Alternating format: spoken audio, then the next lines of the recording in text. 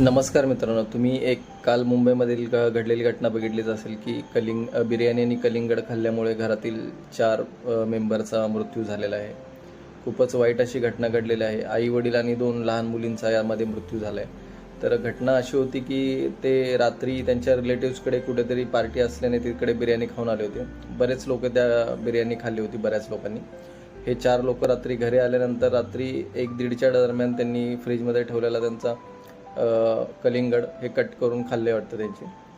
आणि 1:30 नंतर ते कलिंगड खाल्ल्यानंतर झोपी गेले आणि झोपी गेल्यानंतर त्यांना 3-4 तासांनी सर्वांना उलट्या, जुलाबाशी एकदम सिव्हिअर लक्षणं यायला चालू झाली.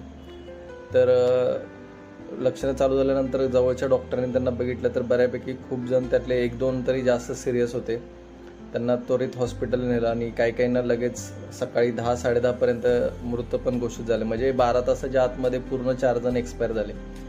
तर यामागची कारणं काय असू शकतात आपण बघूया. तर सगळ्यात पहिलं असं कारण आहे की सगळ्यात जास्त डाऊटफुल वाटते की त्या कलिंगडमध्ये काहीतरी आहे. तर कलिंगडमध्ये असण्याची शक्यता काय आहे की कलिंगड कदाचित ते फ्रीजमध्ये खूप दिवस कट करून ठेवलेलं असू शकतं.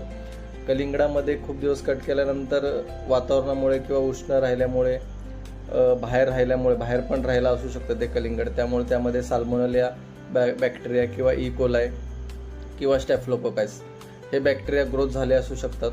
आणि नॉनव्हेज नंतर ते खूप रात्री लेट खाल्ल्यामुळे त्याचं फूड पॉयझनिंग एकदम ॲक्यूट सिव्हिअर फूड पॉयझनिंगमध्ये होऊन त्यांना इतका त्रास झाला असू शकतो.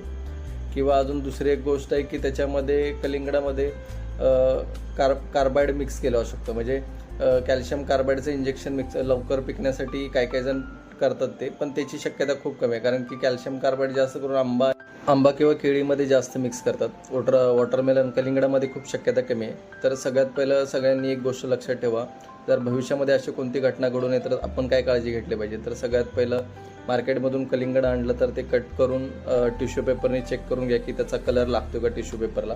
किंवा 10 ते 15 मिनटं पाण्यामध्ये ठेवा. त्याचा जर कलर पाणी जर लालसर झालं तर त्यामध्ये कुठलं तरी बाहेरचं केमिकल मिक्स केलं असं असू शकतं. ठीक आहे.